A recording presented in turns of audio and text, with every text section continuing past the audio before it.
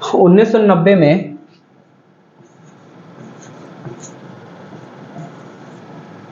विश्वनाथ प्रताप सिंह की सरकार आई। विश्वनाथ प्रताप सिंह की जब सरकार आई तो इन्होंने भी 27% के इस आरक्षण को देने की बात कही, लेकिन इनकी भी सरकार लंबे समय तक चल नहीं पाई क्योंकि बड़ा ही अस्थायित्व का काल चल रहा था वो। और इसके बाद जब 1991 में जब अगली सरकार आती है, यहाँ पर किसकी सरकार? ये सरकार है पीवी नरसिम्हा राव की। किसकी? पीवी नरसिम्हा राव। पीवी नरसिम्हा राव की जब सरकार आई 1991 में, इन्हीं के समय में दोस्तों ये मंडल कमीशन और ये आरक्षण की चीजें लागू होंगी, इन्हीं के समय में लागू होंगी। तो यहीं से आपको चीजों को समझना था। इन्होंने क्या कहा कि इन्होंने कहा कि हाँ, हम 27% का आरक्षण तो देंगे, लेकिन साथ ही जो आर्थिक रूप से पिछड़ा वर्ग है उसे भी हम 10% का आरक्षण देंगे। आर्थिक रूप से पिछड़ा वर्ग, आज जो ईडब्ल्यूएस की बात की जा रही है, उस समय इन्होंने आर्थिक आधार पर पिछड़े वर्ग को, यानी कि उच्च जातियों के पिछड़े वर्ग को 10% आधार की बात की। जब यह मामला इंदिरा साहनी एवं अन्य बनाम भारत संघ, जिसे हम मंडल केस कहते हैं, के मामले में सर्वोच्च न्यायालय गया तो देखिए क्या हुआ। उसने 10% के इस आर्थिक आरक्षण को ठुकरा दिया और कहा कि आप 27% आरक्षण दे सकते हैं। तो अब जिस केस के बारे में थोड़ा सा सुन लीजिए, इंदिरा साहनी एवं अन्य बनाम भारत संघ। इंदिरा साहनी एवं अन्य बनाम भारत संघ का मामला आया 1992 में। यह मामला आया, यह केस जिसे हम मंडल केस के नाम से भी जानते हैं। किस नाम से जानते हैं? मंडल केस के भी नाम से जानते हैं। यही 1992 का ये मामला था, मंडल केस का मामला था। इसमें सर्वोच्च न्यायालय ने 10% के अतिरिक्त आरक्षण को नकार दिया, कहा कि 27% का जो आप आरक्षण दे रहे हो चलो वो दो, लेकिन कुछ सीमा के अंतर्गत इसने कहा कि 50% से अधिक टोटल आरक्षण नहीं होना चाहिए, कुल आरक्षण मिला के।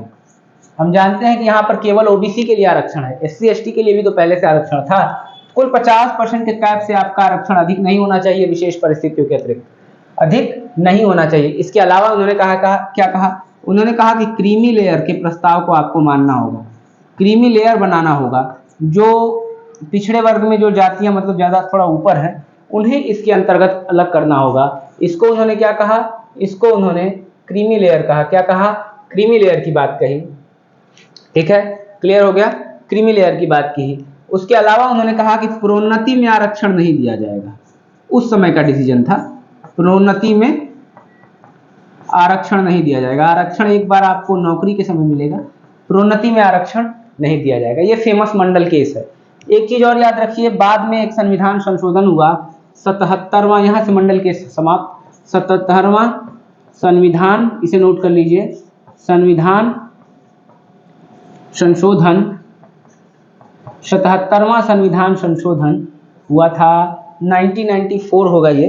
77वां संविधान संशोधन 1994, 1 सेकेंड, 1995 है ये।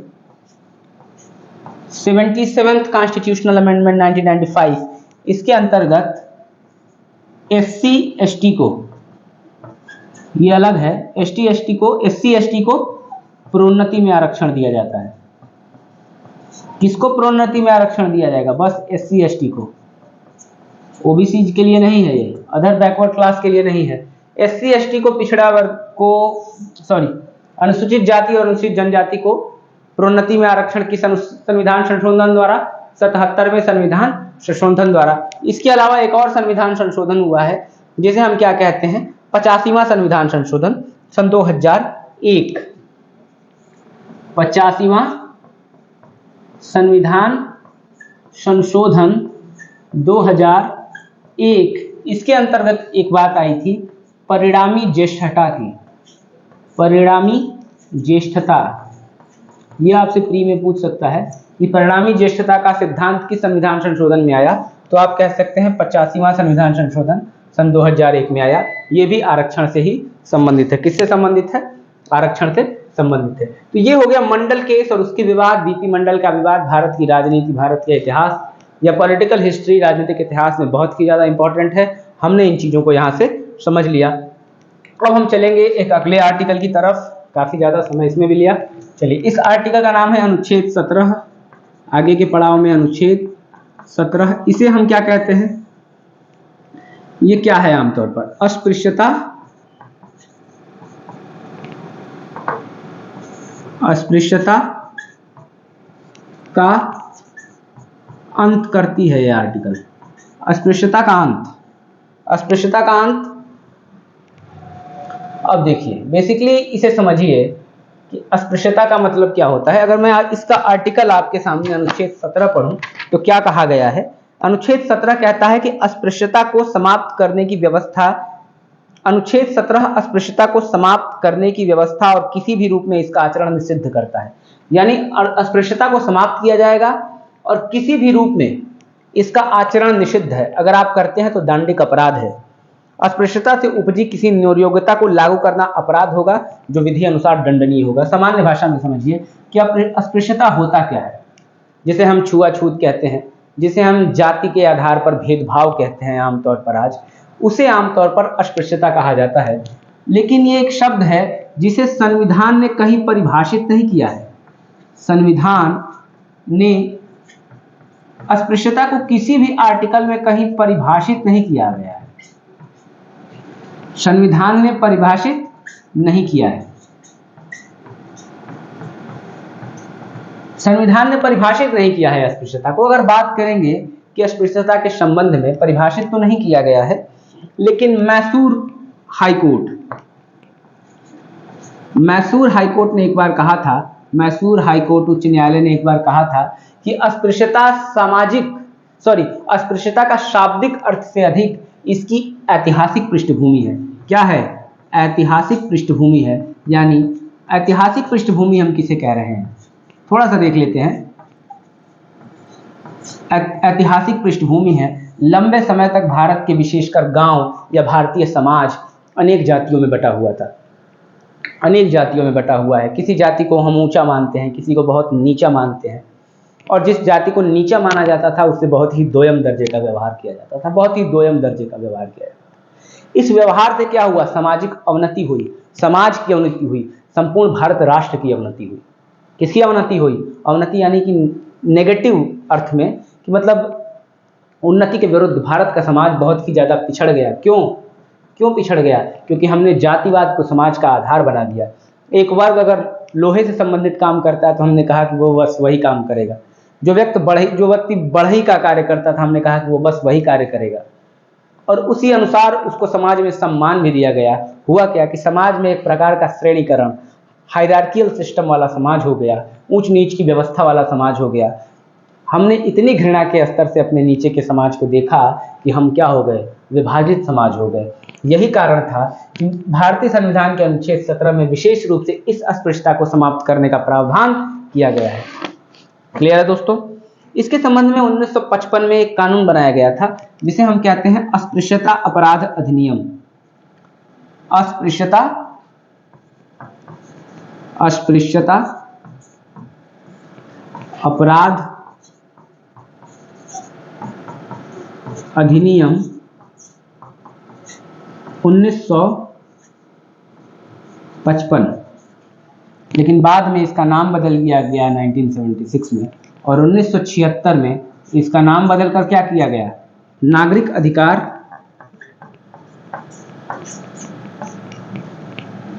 इसका नाम बदल दिया गया दोस्तों, और इसका नाम क्या किया गया? नागरिक अधिकारों की रक्षा अधिनियम, नागरिक अधिकार रक्षा अधिनियम, नागरिक अधिकार रक्षा अधिनियम।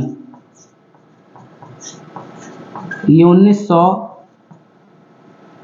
अभी भी ये साल 1955 ही रहेगा, मतलब कानून वही रहेगा, बस नाम बदल जाएगा इसका। और ये कब बदला गया था? 1976 में ये बदलाव हुआ था। यानी अस्पृश्यता किसी भी आधार पर आप करते हैं, समाज के एक वर्ग को नीचा एक वर्ग को ऊंचा दिखाने का प्रयास करते हैं, आप किसी भी प्रकार का अपमान सूचक शब्द का प्रयोग करते हैं, ये सारी चीजें क्या है, दंडनीय अपराध है। ये भारतीय संविधान का अनुच्छेद 17 था। चलिए आइए बढ़ते हैं अगले अनुच्छेद की तरफ।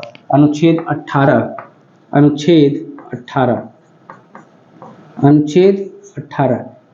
18 किस संबंध में है? उपाधियों का अंत।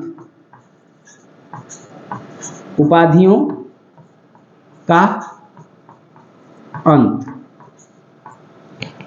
का अंत यानी समाज में जो श्रेणी क्रम हमने बना दिया था, एक पंक्ति भिन्नता हमने बना दी थी, उसे हम समाप्त करेंगे। जैसे मान लीजिए अंग्रेजों के समय, सबसे पहले इसकी पृष्ठभूमि में चले तो 1877 में जिस समय भारत में लिटन का शासन था, या यूं कहें कि लिटन भारत का इस समय वायसराय हुआ करता था, एक एक्ट आया, रॉयल टाइटल एक्ट। आमतौर पर क्या किया गया कि लोगों को विशेष उपाधियों से विभूषित किया गया। और किन लोगों को?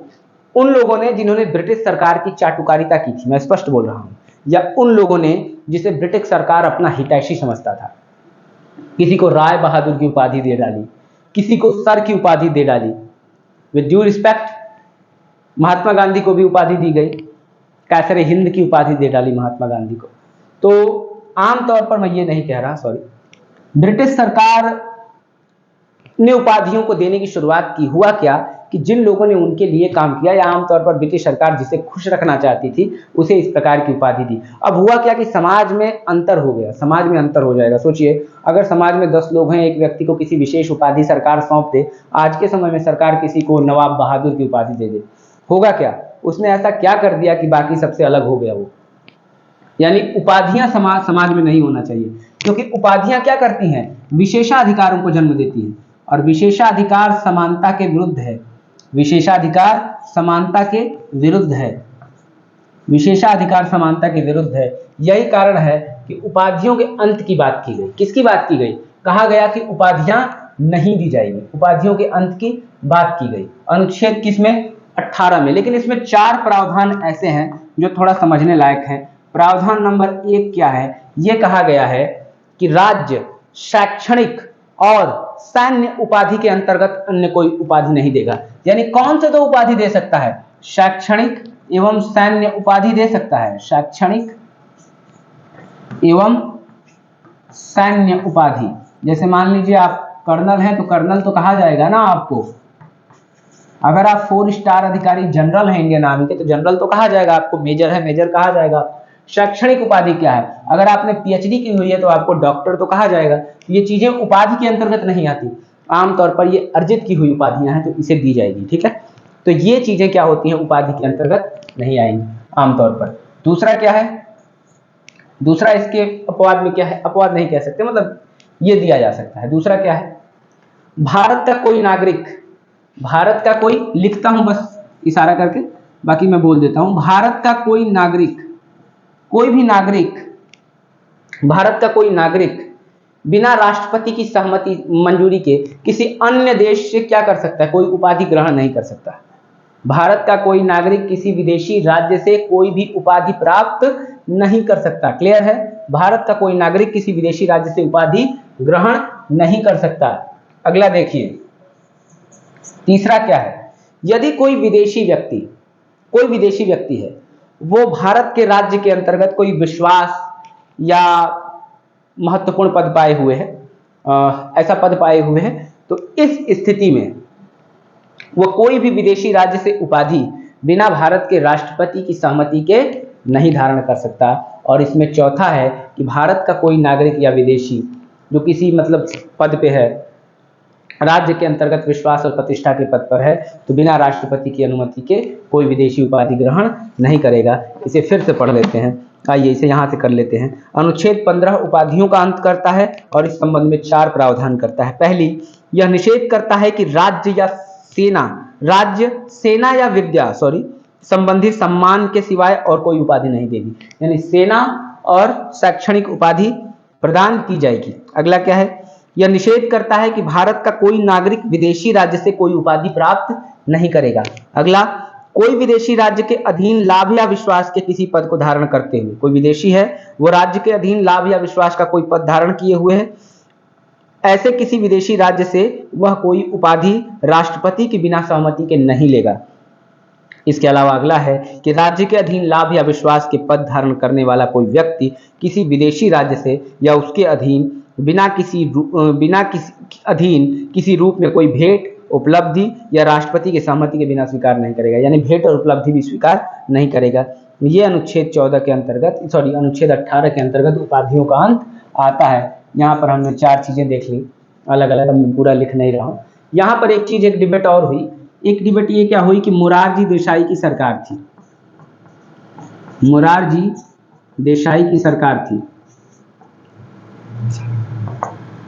मोरारजी देसाई की सरकार थी और इन्होंने किया क्या, इन्होंने 1979 होना चाहिए आई थिंक, 1977 में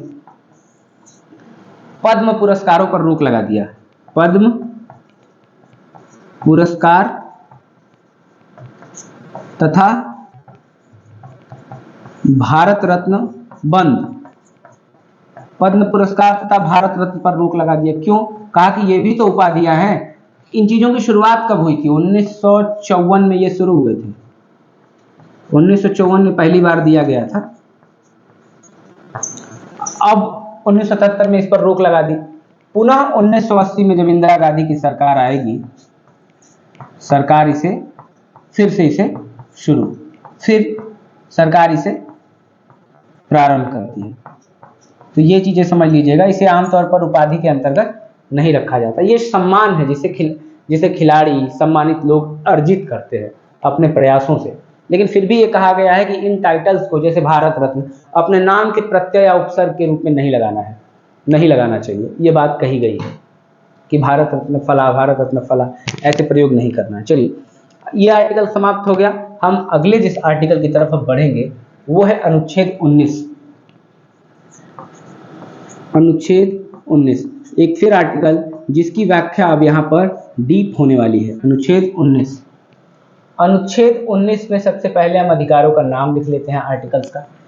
कुल 6 है अनुच्छेद 19 में। पहला, वाक एवं अभिव्यक्ति की स्वतंत्रता का अधिकार।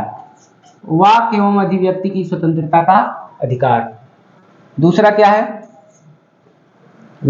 है? शांतिपूर्ण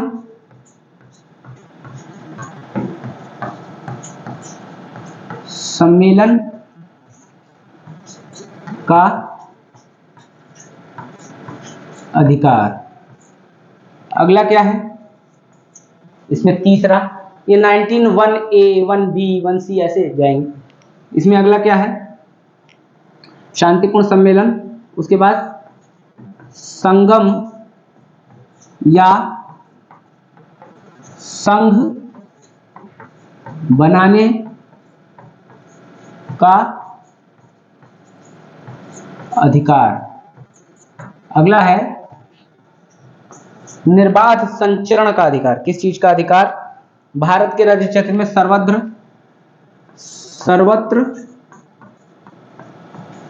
अबाध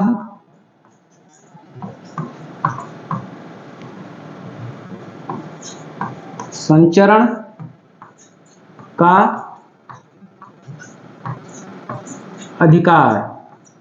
सर्वत्र आबाद संचरण का अधिकार। पांचवा क्या है? भारत के राज्य क्षेत्र में किसी भी भाग में घूमने और बस जाने का अधिकार। घूमने, बस जाने और निवास करने का अधिकार। किसी भी भाग में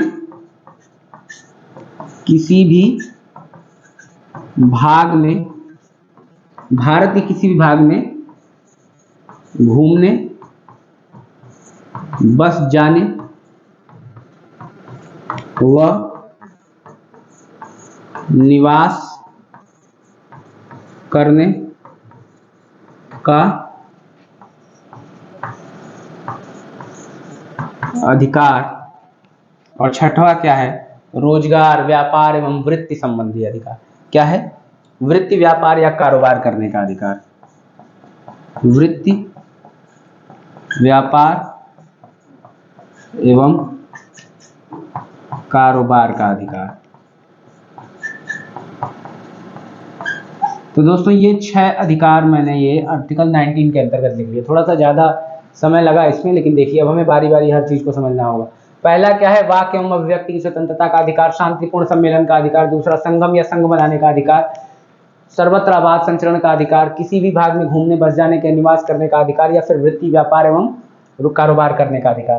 तो आइए पहला देखते हैं इसमें, वाक एवं अभिव्यक्ति की स्वतंत्रता का अधिकार। वाक एवं अभिव्यक्ति की स्वतंत्रता का अधिकार, एवं अभिव्यक्ति की स्वतंत्रता का अधिकार, अभिव्यक्ति की स्वतंत्रता का अधिकार। ये क्या है दोस्तों, वाक एवं अभिव्यक्ति की स्वतंत्रता का अधिकार। इसे समझने की कोशिश करिएगा। 19(1)A में इसका वर्णन है। ये है क्या, ये होगा कि एक डेमोक्रेसी में, एक जीवंत लोकतंत्र में प्रत्येक व्यक्ति को अपने पक्ष रखने और अपनी बात कहने का अवसर होना चाहिए।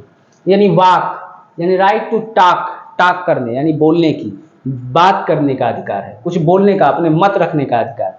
सोचिए, जहां हम लोगों के बोलने के अधिकार पर रोक लगा दें, उस लोकतंत्र में कुछ नहीं बचा, उस लोकतंत्र की मृत्यु हो जाएगी। यानी बोलने का अधिकार स्वतंत्र रूप से। अभिव्यक्ति करने का अधिकार, अपने भावनाओं की अभिव्यक्ति करने का अधिकार किसी भी व्यक्ति को होना चाहिए। क्योंकि बोलना क्या है, अपने भावनाओं की अभिव्यक्ति ही तो है। लेकिन बोलना अभिव्यक्ति का केवल एक माध्यम है। इसके अलावा भी माध्यम हो सकते हैं, प्रिंट मीडिया के द्वारा, इलेक्ट्रॉनिक मीडिया के द्वारा, अन्य माध्यमों से भी वो अपनी सूचनाओं को दे सकता है। यानी अभिव्यक्ति के अन्य माध्यमों का भी प्रयोग किया जाएगा। यानी वाक एवं अभिव्यक्ति की स्वतंत्रता का अधिकार सबसे ज्यादा जरूरी है। यही कारण है कि भारत में मीडिया की स्वतंत्रता के लिए कोई अलग से आर्टिकल नहीं दिया गया है। इसे 19(1)A के अंतर्गत ही रखा गया है। इसे 19(1)A के अंतर्गत ही रखा गया है।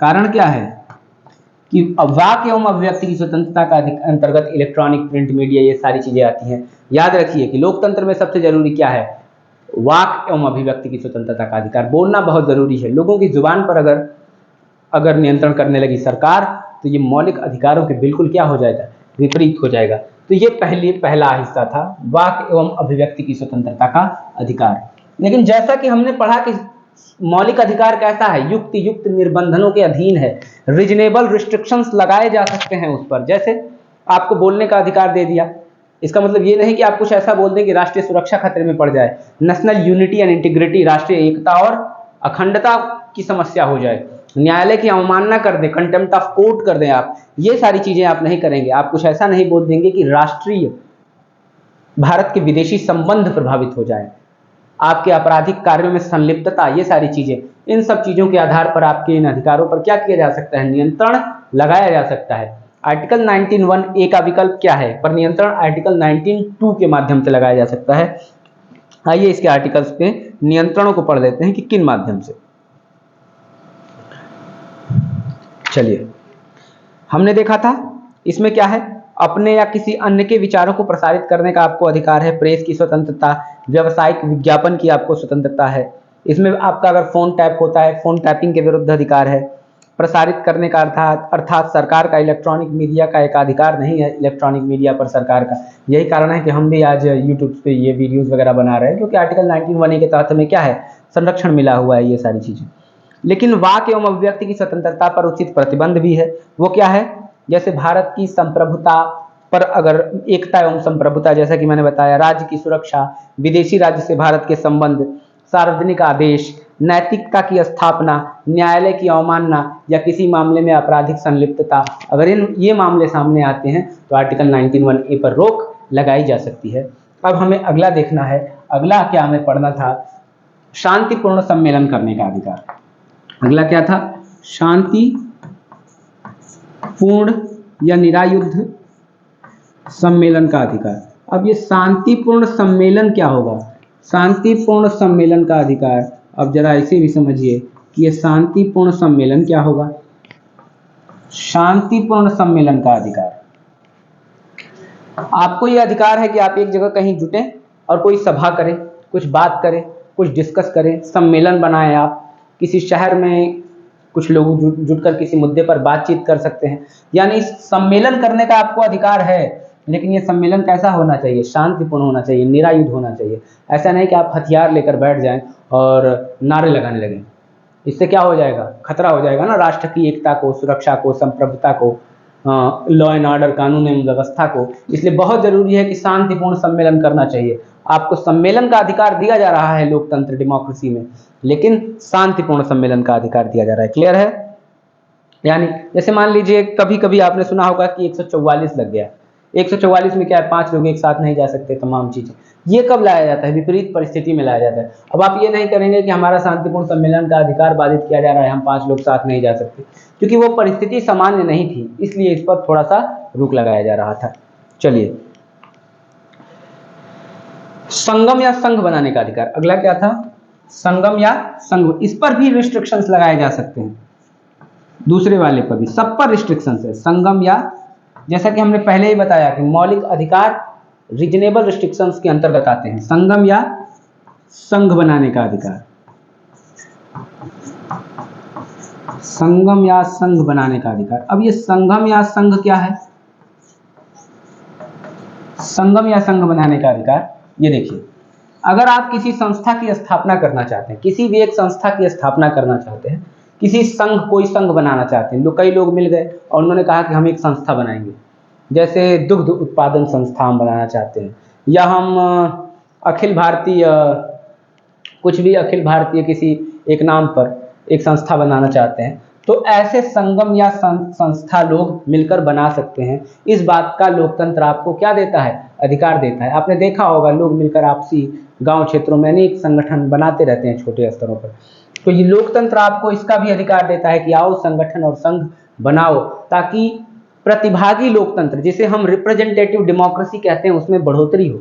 रिप्रेजेंटेटिव डेमोक्रेसी हो, प्रतिभागी लोकतंत्र हो, लोग अधिक से अधिक क्या करें? भाग लें, व्यवस्था का हिस्सा बने। सरकार कौन है दोस्तों? सरकार किसी भी कुर्सी पर बैठा हुआ कोई एक व्यक्ति सरकार नहीं है, हम सब सरकार का हिस्सा हैं। We are part of the system. हम सभी व्यवस्था का क्या है? हिस्सा है। व्यवस्था हमसे मिलकर बनती है। तो संगम या संघ बनाने का अधिकार इसके अंतर्गत हम देखते हैं। इसी के अंतर्गत सहकारी समितियां बनाने का एक संशोधन हुआ। सहकारी समितियों को भी शामिल किया गया कि आप ये भी बना सकते हैं, कोऑपरेटिव सोसाइटीज।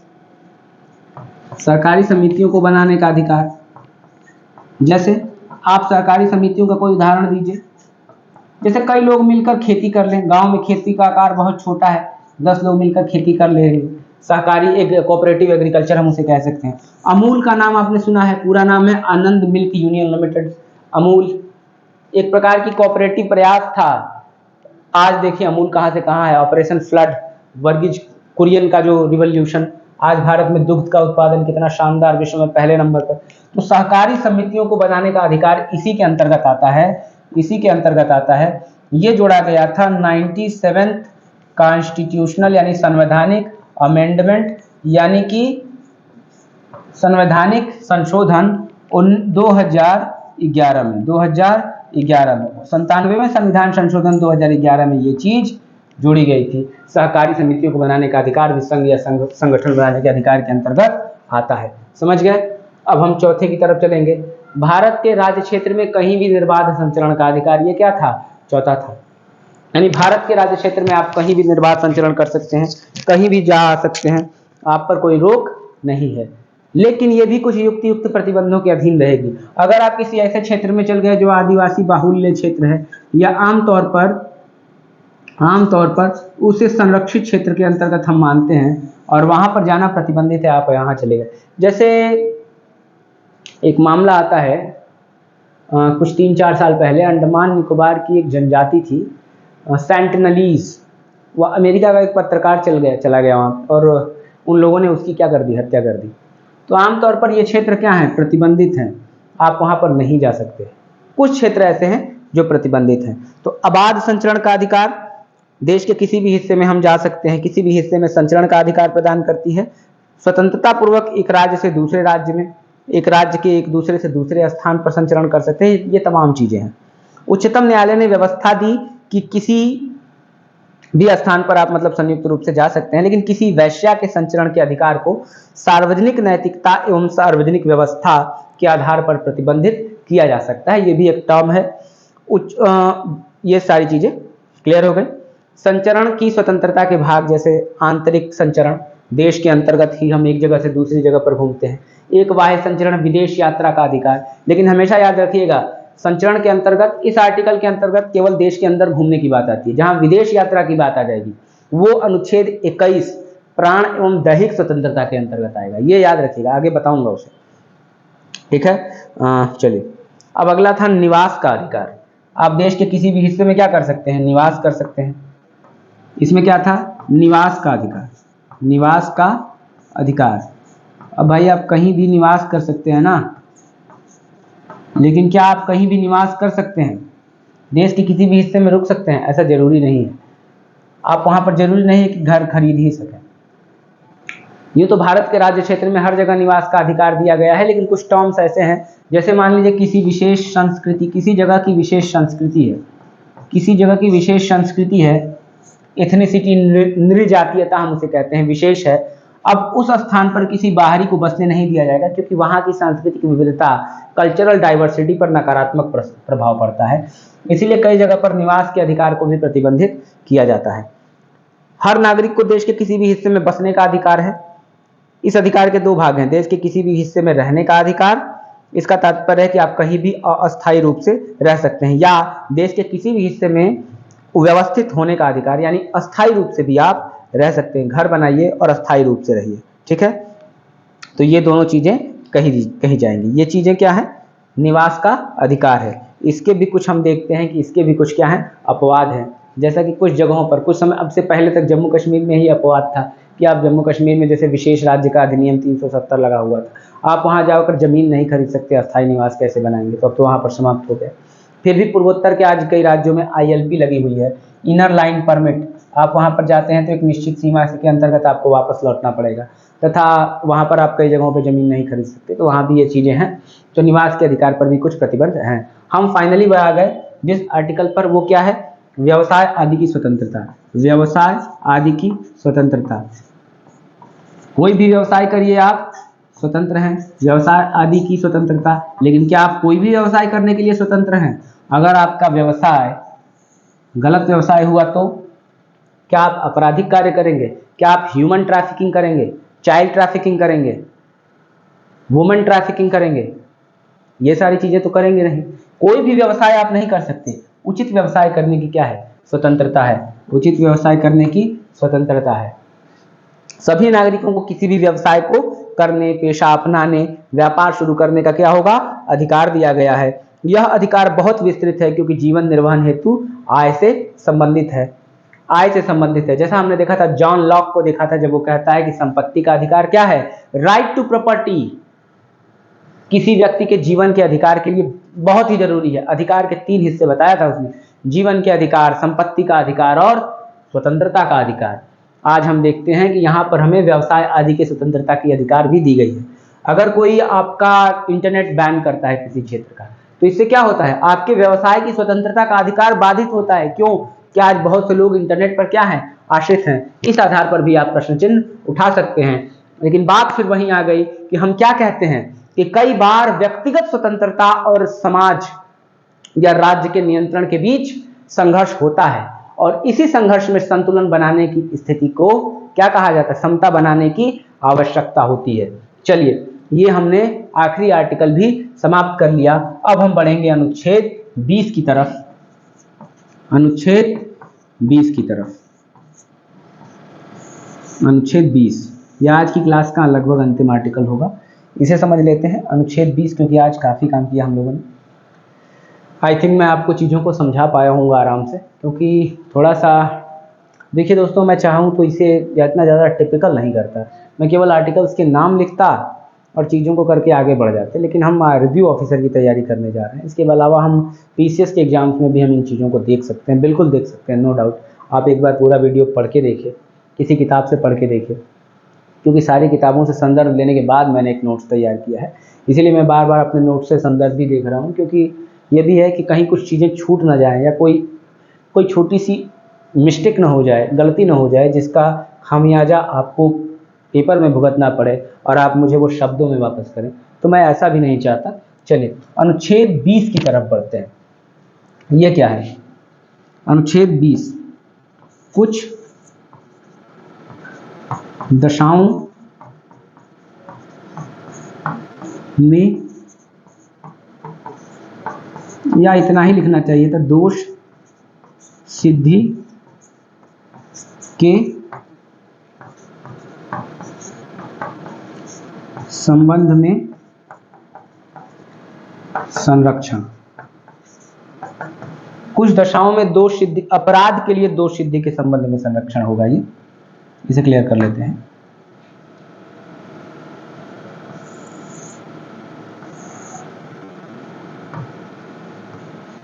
सॉरी, ज्यादा टाइम ले लिया। क्या हो रहा है?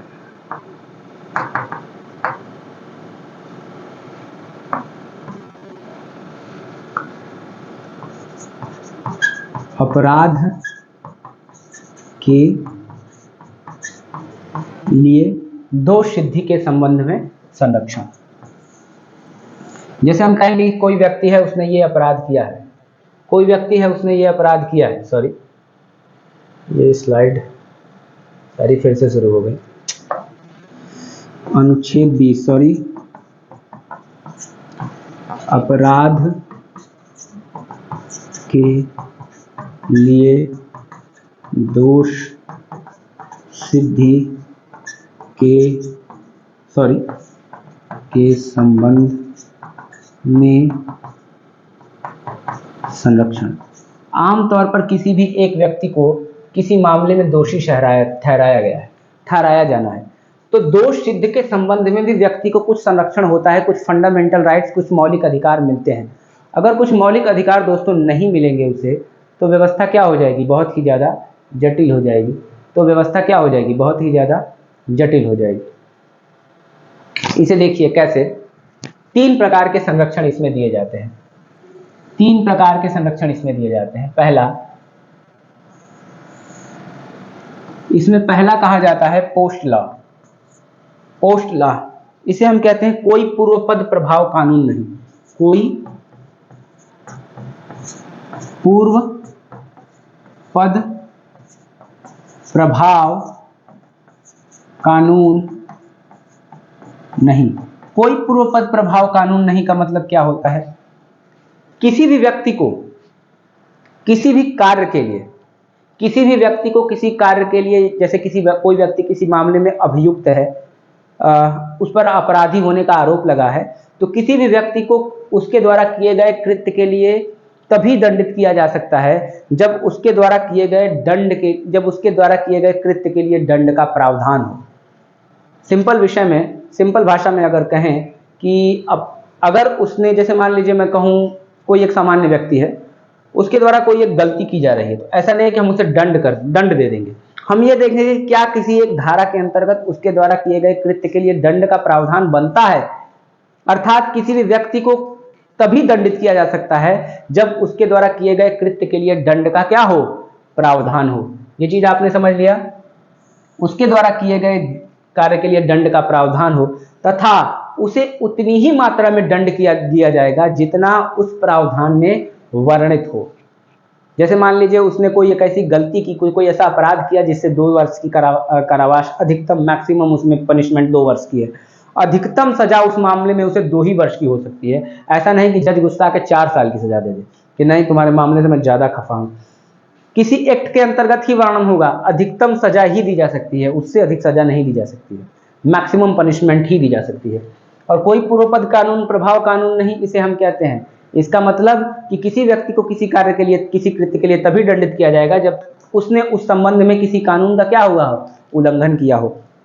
समझिए, कोई व्यक्ति कोई व्यक्ति, इसके दो हैं, किसी व्यक्ति को अपराध के लिए तब तक दोषित नहीं ठहराया जाएगा जब तक उसने ऐसा कोई कार्य करने के समय जो अपराध के रूप में आरोपित है किसी प्रवृत्त विधि का अतिक्रमण नहीं किया हो। जैसे मान लीजिए हम आईपीसी की धारा, अब तो आईपीसी बदलने वाली है, भारतीय न्याय संहिता होने वाली है, बीएनएस होने वाली है, लेकिन अभी आईपीसी प्रयोग कर लेते हैं। 307 के अंतर्गत मृत्युदंड का प्रावधान है, यानी उसने कुछ ऐसा किया हो कि वो मृत्युदंड के इस प्रावधान के अंतर्गत आता हो, तभी उसे मृत्युदंड दिया जा सकता है, अन्यथा नहीं दिया जा सकता। ठीक है। आर्टिकल 120B क्रिमिनल कॉन्स्पिरेसी तभी रखा जाएगा जब वो इसके अंतर्गत आएगा, तभी ये दंड दिया जाएगा। ठीक है, और उसे उतना ही दंड दिया जाएगा जितना इस आर्टिकल में वर्णित है। ये पहला हिस्सा हो गया। ये क्या हो गया? पहला हिस्सा हो गया। अब हम आगे बढ़ते हैं। इसमें अगला क्या है? दोहरे दंड से बचाव। दोहरे दंड से बचाव। दोहरे दंड से बचाव को हम क्या कहते हैं? दोहरे दंड से बचाव को हम क्या कहते हैं? दोहरे दंड से बचाव को कहा जाता है कि एक व्यक्ति को किसी एक कार्य के लिए 2 बार दंडित नहीं किया जा सकता। किसी एक व्यक्ति को किसी कार्य के लिए, किसी अपराधी को एक अपराध के लिए 2 बार दंडित नहीं किया जा सकता। आपने एक अपराध किसी व्यक्ति ने किया है, हाँ, एक मामले में सजा हुई, ऐसा नहीं कि सजा होने के बाद जज कहे कि नहीं अभी संतुष्ट नहीं हुई, एक बार और भेजो इसे। हाँ, किसी व्यक्ति को किसी अपराध के लिए एक ही बार दंडित किया जा सकता है, 2 बार दंडित नहीं। हाँ, ये बात अलग है कि डिपार्टमेंटल कार्यवाहियां होती हैं, विभागीय कार्यवाहियां इसके अंतर्गत नहीं आती। जैसे मान लीजिए पुलिस का कोई व्यक्ति है, उसने कोई गलती कर दी, तो न्यायिक मामला उसके पे अलग चल रहा है, लेकिन उसका डिपार्टमेंट अलग से सस्पेंड वगैरह कर सकता है। अब ये नहीं कहेंगे कि 2 बार दंडित किया जा रहा है, क्योंकि वो डिपार्टमेंटल कार्यवाही है, न्याय के अंतर्गत नहीं आएगी, जस्टिस के अंतर्गत न्यायालय की कार्यवाही, और एक ही सजा उसे दी जाएगी। ठीक है, ये आप समझ गए। स्व अभिशंसन से मुक्ति। अगला क्या है? स्व अभिशंसन से मुक्ति। अब ये स्व अभिशंसन से मुक्ति क्या होती है? किसी व्यक्ति को स्वयं के विरुद्ध गवाह बनने के लिए बाध्य नहीं किया जा सकता कि अपने ही मामले में चलो तुम ये स्वीकार करो कि तुमने ये अपराध किया है, यानी स्व अभिशंसन से मुक्ति होगी, स्व अभिशंसन नहीं होता है। क्लियर है? किसी भी व्यक्ति को स्वयं के विरुद्ध गवाह नहीं बनाया जा सकता। पुलिस को ये मतलब साबित करना होता है कि इस व्यक्ति ने ये, मतलब तमाम साक्ष्य जुटाने पड़ते हैं, एविडेंस कलेक्ट करने पड़ते हैं, तब जाकर चीजें तय होती हैं। स्व अभिशंसन से क्या होगी? मुक्ति होगी। तो 3 चीजें आपने इसमें पढ़ ली। स्व अभिशंसन नहीं होगा, जिसका मतलब किसी अपराध के लिए अभियुक्त किसी व्यक्ति को स्वयं अपने विरुद्ध साक्षी होने के लिए बाध्य नहीं किया जा सकता। और दोहरी क्षति यानी कि किसी व्यक्ति को अपराध के लिए एक बार से अधिक अभियोजित या दंडित नहीं किया जा सकता। तो ये सारी चीजें समझ लिया। यही अपराध सिद्धि के संबंध में संरक्षण है। यानी वो जो आर्टिकल यानी अनुच्छेद, अब यहाँ ये आर्टिकल खत्म हो गया है, अनुच्छेद 20 और 21, यही 2 आर्टिकल ऐसे थे जो नेशनल इमरजेंसी यानी राष्ट्रीय आपात के समय किसी भी हाल में समाप्त नहीं किए जा सकते थे। नेशनल इमरजेंसी के भी समय में समाप्त नहीं किए जा सकते हैं। उन्हीं में से एक 20 था जो हमने पढ़ लिया। ये कल एक बहुत ही शानदार और अब तक की सबसे शानदार व्याख्या होगी अनुच्छेद 21, जिसे हम प्राण और विधिक स्वतंत्रता कहते हैं, प्राण एवं दैहिक स्वतंत्रता कहते हैं। इसमें हम पढ़ेंगे कि किस प्रकार 1950 में दिए गए अपने एक निर्णय को, 1950 में अपने दिए गए एक निर्णय को मेनका गांधी बनाम भारत संघ निर्णय 1978 में सर्वोच्च न्यायालय ने बदल दिया, और किस प्रकार प्राण एवं दैहिक स्वतंत्रता को सिर्फ जैविक स्वतंत्रता से आगे बढ़ाकर फिलोसॉफिकल दार्शनिक स्वतंत्रता के अंतर्गत रखा, और कहा कि जीवन जीने का अधिकार सिर्फ ये नहीं है कि आप कीड़े मकोड़े की तरह जीते रहें। जीवन जीने के अधिकार का मतलब है राइट टू डिग्निटी, सम्मान के साथ जीने का अधिकार। हम देखेंगे कि किस प्रकार इस आर्टिकल में पहली बार सर्वोच्च न्यायालय ने भारत में विधि द्वारा स्थापित प्रक्रिया से आगे बढ़कर अमेरिका में विधि की देय प्रक्रिया यानी प्रोसेस ड्यू टू लॉ की तरफ आगे बढ़े हैं। हम इन सारी चीज़ों को देखेंगे, अगली क्लास में देखेंगे। आज की क्लास के लिए इतना ही। उम्मीद करता हूं दोस्तों कि ये क्लास आपको पसंद आई होगी, आपको अच्छा लगा होगा, और इसी के साथ मैं आज की अपनी क्लास समाप्त करता हूं। दोस्तों फिर मिलेंगे आपसे अगली क्लास में, तब तक के लिए अलविदा, नमस्कार, जय हिंद।